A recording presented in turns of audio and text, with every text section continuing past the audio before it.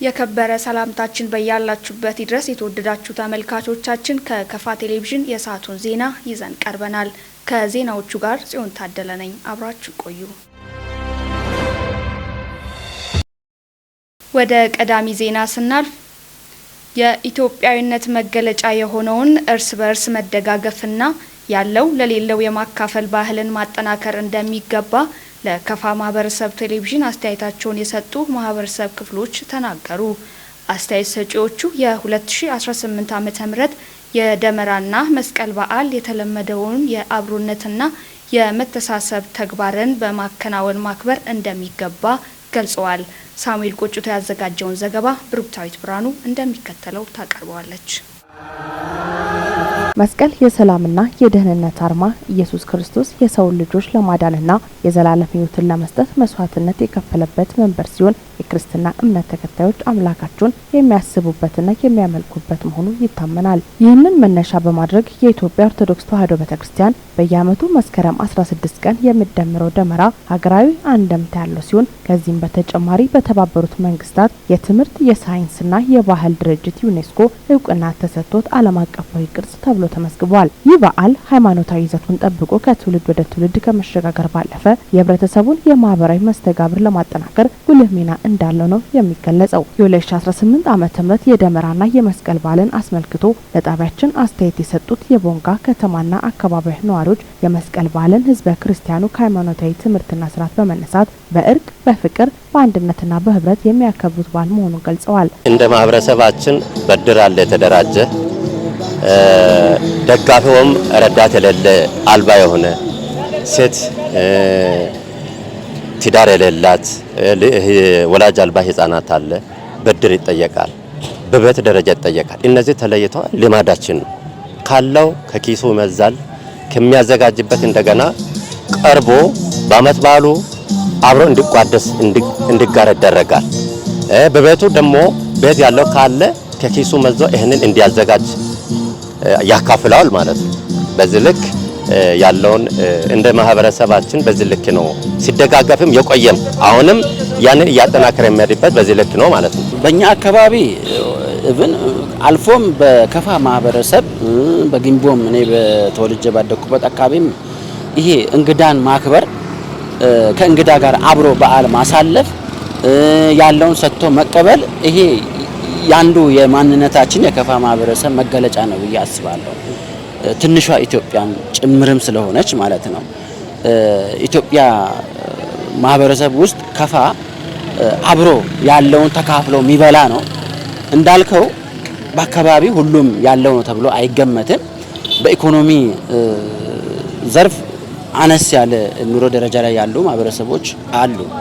እነዚህን ሰዎች በበዓል ይጠራሉ፣ በክብር ማለት ነው። በበዓል ተጠርተው ቤት ከተዘጋጀው ከበዓል ዝግጅት ላይ እንዲካፈሉ ይደረጋል።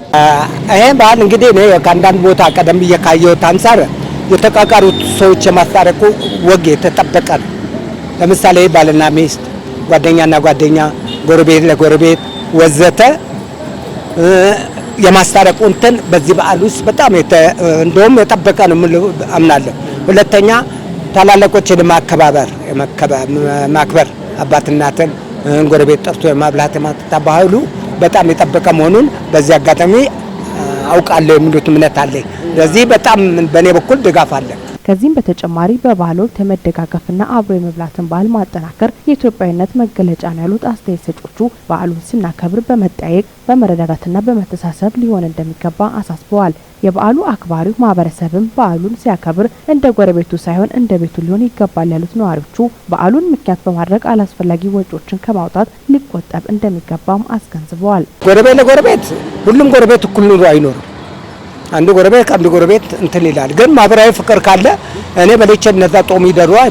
ስለዚህ በዓሉ በደረሰ ጊዜ እንደ ባህሉ ጠርተው ያበላሉ፣ ያጠጣሉ፣ ተመራርቀው ወደ የቤታቸው ይሸኛኛሉ። እንደኔ እምነት ያጠፋ ካለ በአዲሱ አመት ንጹህ ሆኖ በንጹህ ልቦና አዲሱን 2018ን ዘመን እንድንቀበልና በመልካም ምኞት እንድናከብረው ሁሉም ሰው ባለበት አካባቢ ላይ በሃይማኖት አባቶች ዘንድ ቀርበው ያጠፋ ካለ ይቅርታ ተደራርጎ አንዱ ባንዱ ላይ ይቅር ተባብለው ሁሉም በአንድነት ይህንን በዓል ወደሚከበርበት ፕሮግራም ይሳተፋል።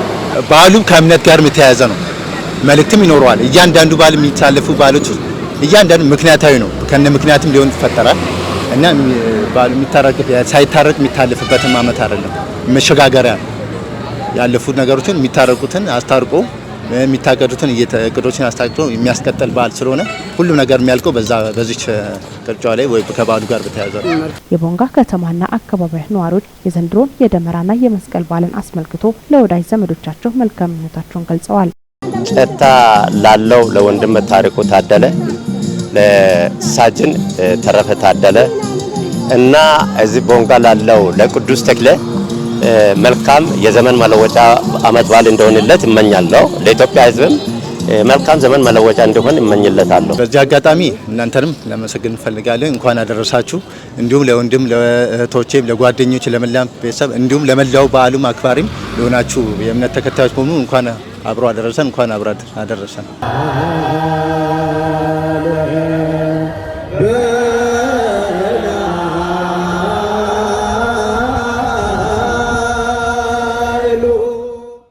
በቦንጋ ከተማ የሚስተዋለውን የወባ በሽታ ጫናን መቀነስ የሚችሉ ተግባራት ላይ ማተኮር እንደሚገባ ተገለጸ። የከተማ አስተዳደሩ ጤና ጽሕፈት ቤት የወባ ክትባት መስጠት መጀመሩ ተጠቁሟል። ዘገባው የከተማ አስተዳደሩ መንግስት ኮሚኒኬሽን ጉዳዮች ጽሕፈት ቤት ነው። ቤቴሌ መምሩ እንደሚከተለው ታቀርባለች።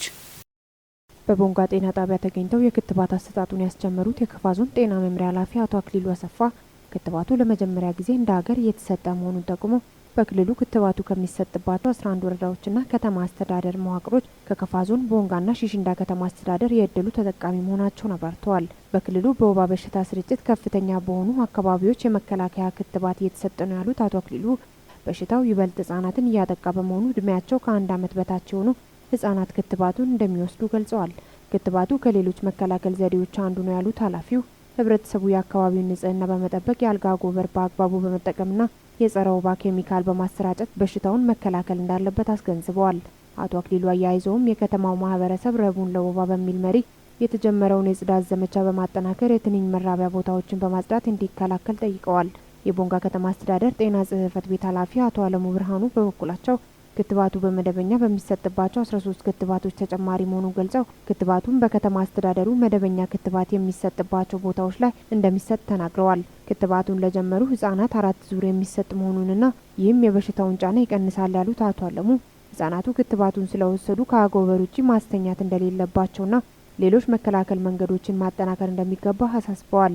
ለህብረተሰቡ ስለ ክትባት ግንዛቤ እንዲኖረው እየተሰራ እንዳለና የጽዳት ስራን ከመኖሪያ ግቢ ጀምሮ ዙሪያን ማጽዳት እንዳለበትም መልእክት አስተላልፈዋል። ኢትዮጵያ 300 ሚሊዮን አፍሪካውያንን የኤሌክትሪክ ኃይል ተጠቃሚ ለማድረግ የተጀመረውን ተልዕኮ 300 ኢነርጂ ኢኒሼቲቭን ተቀላቀለች። ኢትዮጵያ ኢነርጂን ለማዳረስ ትልቅ ዓላማ ይዞ የተነሳው ተልዕኮ 300 አካል መሆኗ ዓለም አቀፍ የፋይናንስ ተደራሽነቷን እንደሚያሳድግ የውጭ ጉዳይ ሚኒስቴር መረጃ ያመላክታል። የዘገበው የኢትዮጵያ ብሮድካስቲንግ ኮርፖሬት ነው፣ እንደሚከተለው ይቀርባል። ፕሬዝዳንት ታዬ አጽቀሥላሴ ከ80ኛው የተባበሩት መንግስታት ጠቅላላ ጉባኤ ጎን ለጎን አፍሪካን በኤሌክትሪክ ለማድረስ ዓላማ ያደረገውን ተልዕኮ 300 ኢነርጂ ኢኒሼቲቭ ላይ ተሳትፈዋል። ኢትዮጵያ ተልዕኮውን መቀላቀሏ እያካሄደች ያለውን የኤነርጂ ማሻሻያ የሚያጎላ እውቅና በመሆኑ ትልቅ ምዕራፍ እንደሆነ ጠቅሰዋል። በአፍሪካ ልማት ባንክ፣ በዓለም ባንክ ቡድንና በሌሎች ዓለም አቀፍ አጋሮች የሚደገፈው ተልዕኮ 300 ኢነርጂ ኢኒሼቲቭ እስከ 2030 ድረስ በ50 ቢሊዮን ዶላር 300 ሚሊዮን አፍሪካውያንን የኤሌክትሪክ ኃይል ተጠቃሚ ለማድረግ ያለመ ነው። ኢትዮጵያ ባለፈው ጥር ወር በታንዛኒያ በተዘጋጀው ተልዕኮ 300 ኢነርጂ ኢኒሼቲቭ ስብሰባ ላይ ቡድኑ ውስጥ እንድትሳተፍ አመላክታ ነበር። ለአባልነት የሚያበቃትን ስትራቴጂና የትግበራ የጊዜ ሰሌዳዎችን ለማዘጋጀት ቁርጠኝነቷ በድጋሚ ለማረጋገጥ የገባችው ቃልም በተግባር አረጋግጣ ኢኒሼቲቭን መቀላቀሏ ታውቋል። ኢትዮጵያ ኢነርጂን ለማዳረስ ትልቅ ዓላማ ይዞ የተነሳው ተልዕኮ 300 አባል መሆኗ ዓለም አቀፍ የፋይናንስ ተደራሽነቷን እንደሚያሳድግ የውጭ ጉዳይ ሚኒስቴር መረጃ ያመለክታል። ይህ የኢነርጂ ኮምፓክት የኢትዮጵያን ሰፊ የተደራሽነት አቅም ስራ ላይ ለማዋል ቀጠናዊ የኃይል ትስስርን እንደሚያሰፋ ተጠቅሷል። ይህ ስኬት የኢትዮጵያ በአፍሪካ ንጹህ ኢነርጂ ትራንስፎርሜሽን ውስጥ ያላትን ሚና ከማጠናከር ባለፈ የሀገሪቱን የኃይል እጥረት ለመቅረፍና ዘላቂ ልማትን ለማጎልበት እንደሚያበረታታ ታውቋል። ዘገባው የኢትዮጵያ ብሮድካስቲንግ ኮርፖሬት ነው። የ2018 ዓመተ ምህረት የመስቀልና ደመራ በዓል በሰላም እንዲከበር አስፈላጊውን ዝግጅት ማጠናቀቁን የጠሎ ወረዳ ፖሊስ ጽሕፈት ቤት አስታወቀ።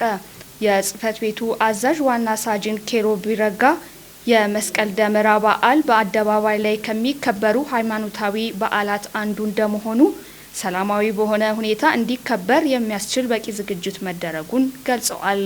በበዓል ወቅት የጸጥታ ስጋት ያለባቸውን አካባቢዎች በመለየት መረጃን መሰረት ያደረገ ክትትል ለማድረግ እየተሰራ መሆኑንም ተናግረዋል። ዋና ሳጅን አክለው በዓሉ በሰላም ተጀምሮ እንዲጠናቀቅ የሃይማኖት ተቋማትና ሕዝብ ክርስቲያኑ እንዲሁም መላው የህብረተሰብ ክፍል የድርሻውን እንዲወጣም ጥሪ አቅርበዋል። በመጨረሻም አዛዡ ለመላው የክርስትና እምነት ተከታዮች እንኳን ለደመራና መስቀል በዓል በሰላም አደረሳችሁ በማለት መልካም ምኞታቸውን ገልጸዋል። የፓሪስ ፍርድ ቤት የቀድሞ የፈረንሳይ ፕሬዝዳንት ሳርኮዚን በሊቢያ የገንዘብ ድጋፍ ክስ የ5 ዓመት እስር ፈረደባቸው። የቀድሞ መሪ በፍርድ ቤቱ የዛሬ ውሏቸው በወንጀል ሴራ ጥፋተኛ ሆነው የተገኙ ቢሆንም የህዝብ ገንዘብ ምዝበራን መደበቅና የሙስና ክሶችን ግን በነጻ አውጥቷቸዋል ሲል የፈረንሳይ ሚዲያዎች ዘግቧል። አልቤኒያ የአይኤ ሚኒስተር ሾመች። ሙስናን ለመዋጋት በዓለም የመጀመሪያዋ የኤአይ ቦት በአልቤኒያ በሚኒስትርነት ተሾማለች።